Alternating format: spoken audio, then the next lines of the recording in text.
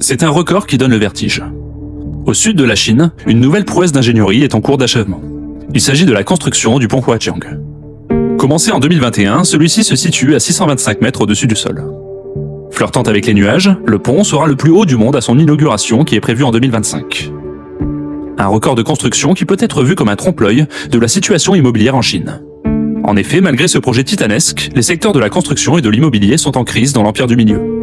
Une crise qui est un enjeu économique vital pour le pays, puisque cette branche pèse au total près de 25% du PIB chinois. Pour éviter le saut dans le vide et enrayer la spirale négative, le pouvoir en place veut reprendre les choses en main. Ainsi, le gouvernement vient d'annoncer de nouvelles mesures, sans certitude que celles-ci pèseront davantage dans la balance que les précédentes. Cette mauvaise passe, marquée par la faillite de mastodontes du secteur, signifie-t-elle aussi la fin des méga-projets en Chine ? Eh bien, c'est ce que nous allons voir aujourd'hui dans ce nouvel épisode de Looking For. Pour débuter ce voyage, direction le sud de la Chine, à près de 1800 km de Pékin dans la province montagneuse du Guizhou. C'est dans ces contrées vallonnées que le pont Huaqiang est en construction. Long dans sa totalité de près de 3 km, le pont suspendu permettra aux usagers d'enjamber la rivière Beiban. Les deux tours principales, aussi appelées piles, sont hautes de plus de 200 mètres. Elles porteront deux énormes câbles qui pèseront chacun près de 9000 tonnes. La portée principale de ce pont suspendu, c'est-à-dire la longueur du tablier entre les deux tours, sera de 1420 mètres. Un exploit colossal qui n'est pourtant pas un record dans le monde. En effet, le pont suspendu avec la plus longue portée au monde est à chercher en Turquie. Terminé en 2022, le pont Canacale 1915 relie l'Europe à l'Asie en enjambant le détroit des Dardanelles. Nouveau record mondial avec ses 2023 mètres de portée, il détrône le pont du détroit d'Akashi au Japon, qui détenait depuis 1998 ce record avec ses 1991 mètres de portée centrale. Et revenons un peu en Chine pour poser notre regard une dernière fois sur ce pont fascinant qui doit donner quelques sueurs froides aux personnes sujettes au vertige. Un effet qui doit aussi frapper de nombreux économistes chinois quand ils se penchent sur les chiffres d'un secteur vital de l'économie, l'immobilier. Un secteur en crise qui pourrait bien entraîner avec lui le reste du pays. Un état des lieux qui peut surprendre. Depuis plusieurs décennies maintenant, la Chine est plutôt l'un des poumons économiques du globe, affichant souvent une croissance insolente. Elle est même devenue la deuxième économie du monde, derrière les États-Unis, avec la ferme intention de passer devant son rival américain à moyen terme. Ce bond économique fulgurant a diamétralement changé le mode de vie des 1,4 milliard de personnes peuplant l'empire du milieu. À noter en particulier une immense ruée vers les villes. Un chiffre pour illustrer ce véritable exode rural, sur la seule année 2017, la Chine a recensé 20 millions de citadins en plus selon les chiffres officiels de l'agence Chine Nouvelle. Résultat de cette frénésie, il a fallu répondre en construisant très vite des millions de nouveaux logements. Le secteur de la construction a pris alors un poids considérable dans l'économie du pays. Pourtant, comme nous l'avons évoqué dans une précédente vidéo, plusieurs facteurs vont mettre à mal le secteur de l'immobilier. En particulier la crise du Covid et une série de mesures prises par le gouvernement communiste chinois pour essayer d'assainir financièrement le milieu, notamment en régulant les prêts bancaires à destination des promoteurs surendettés. Cette dernière décision va pousser plusieurs mastodontes du secteur au bord de la faillite. Pour plus d'explications sur les raisons de cette crise, je vous mets en description la vidéo que nous avions réalisée à ce sujet et les solutions apportées à l'époque pour essayer d'endiguer la crise qui couvait, comme la destruction d'immeubles, avant la fin de leur construction. Mais force est de constater que 2 ans plus tard, la situation n'est toujours pas au beau fixe. Evergrande, le plus grand promoteur du pays, est un symbole de ce marasme.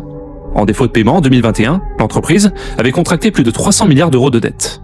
À titre de comparaison, en 2023, le PIB d'un pays comme le Portugal était de 287 milliards d'euros. Au final, le géant de l'immobilier Evergrande a été placé en liquidation au début de l'année 2024. Autre grand malade du secteur, Country Garden. L'entreprise est un symbole de la folie de la construction qui a touché les promoteurs chinois, que ce soit à l'intérieur, mais aussi à l'extérieur des frontières. Pour s'en rendre compte, direction le détroit de Johor en Malaisie, à la frontière avec Singapour. C'est ici que le groupe Country Garden s'est lancé avec d'autres partenaires dans la construction de ce qui devait être la ville du futur, Forest City. Une ville de 300 hectares construite sur une île artificielle avec un coût environnemental catastrophique. 5 ans après son ouverture, seuls 10% des logements sont occupés et l'endroit ressemble davantage à une ville fantôme qu'à une forêt bouillonnante de vie. La construction du reste des infrastructures du site est pour l'instant au point mort. En cause notamment le coût d'achat élevé des biens. Il faut compter à peu près 230 000 $ pour un appartement de 70 mètres carrés. Un coût prohibitif pour les Malais où le salaire moyen est à peu près 730 $ par mois. Et la demande étrangère reste extrêmement faible. Une opération catastrophique pour l'opérateur immobilier chinois, actionnaire majoritaire de ce projet, évalué à 100 milliards $. Aujourd'hui, le groupe Country Garden est au bord de la liquidation après avoir stoppé unilatéralement ses remboursements auprès de ses créanciers. À l'intérieur de la Chine, cette situation laisse sur place d'immenses chantiers non achevés d'un côté, et de l'autre, des ménages chinois qui avaient investi dans la pierre et qui se retrouvent endettés. Une mauvaise image qui a aussi bloqué les perspectives des ménages ayant placé leurs économies dans un acompte pour un achat sur plan, comme c'est souvent le cas dans le neuf. Les prix du neuf ont subi une chute de 3,5% sur un an entre avril 2023 et avril 2024, et ceux de l'ancien de 6,8%, un déclin record. En mars 2024, l'inventaire des biens invendus s'étendait à 748 millions de mètres carrés. C'est 6 fois tout le parc bâti de Paris Intramuros en 2018, selon les données de l'atelier parisien d'urbanisme. Un gouffre que les autorités veulent reboucher pour redonner confiance aux acheteurs. Ainsi, en mai 2024, le gouvernement communiste a dévoilé un plan de sauvetage inédit. Celui-ci prévoit le rachat d'une partie des appartements vides ou des chantiers à l'arrêt pour les transformer en logements sociaux. Une initiative financée à hauteur de 300 milliards de yuan, soit près de 41 milliards de dollars, selon les chiffres dévoilés par la Banque centrale chinoise et rapportés par le journal Le Monde. L'objectif à terme est de pouvoir livrer des appartements à tarif modéré. Autre mesure, l'apport minimum exigé auprès des particuliers pour l'achat d'un premier appartement a diminué de 20% à 15%. Enfin, le taux d'intérêt plancher imposé jusqu'alors sur les crédits immobiliers a été abandonné. Des mesures qui complètent celles prises à intervalles réguliers par le pouvoir, soucieux de voir ce marché qui représente 25% du PIB en si mauvaise forme. En comparaison, il représente à peu près 11% en France et 18% aux États-Unis. Surtout, ce sujet de la construction inquiète, car la Chine a entrepris ces dernières années de nombreux méga-projets qui sont toujours en cours de construction. Le plus célèbre d'entre eux est peut-être Xiong'an, une immense mégapole voulue par le leader tout-puissant du pays, Xi Jinping. Avec une superficie de 2000 m², soit 20 fois celle de Paris, Xiong'an doit notamment permettre de désengorger Pékin et ses quelques 21 millions d'habitants. Cette ville nouvelle doit accueillir 6 millions d'habitants à l'horizon 2035. Mais ce déploiement urbain ne se fera pas de façon anarchique. La Chine a même édicté des règles très strictes. Par exemple, les gratte-ciel seront interdits à Xiong'an. Une règle d'urbanisme à l'opposé de ce que l'on trouve maintenant dans la plupart des grandes villes chinoises. Une décision qui fait écho à la nouvelle politique de la Chine en matière de grande hauteur. En effet, la construction de tours de plus de 500 mètres est interdite sur tout le territoire depuis 2021. Des restrictions qui n'empêchent pas les records. Ainsi est déjà sorti de terre un mastodonte ferroviaire, la gare de Xiong'an. Elle s'étend sur 130 000 m², ce qui en fait la plus grande gare d'Asie. Annoncée en grande pompe en 2017 par le président chinois, la ville doit aussi accueillir à terme des institutions publiques, des entreprises d'État ou encore des universités. L'ambition est aussi de faire de Xiong'an une vitrine des nouvelles technologies avec l'utilisation de voitures autonomes, mais aussi qu'elle devienne une ville vertueuse au niveau écologique. Sur ce point, les doutes sont nombreux, car c'est dans la province du Hebei, où se situe l'emplacement de la future ville, que la plupart des industries les plus polluantes de Pékin ont été délocalisées. Pour l'heure, la ville est en construction dans un endroit décrit comme aride et soumis à une forte pollution. Autre limite du projet, le volet technologique. Des observateurs internationaux pensent que ces nouvelles technologies auront pour but de surveiller encore plus étroitement la population sur place. Un système de surveillance généralisé qui tend à se développer partout dans le pays.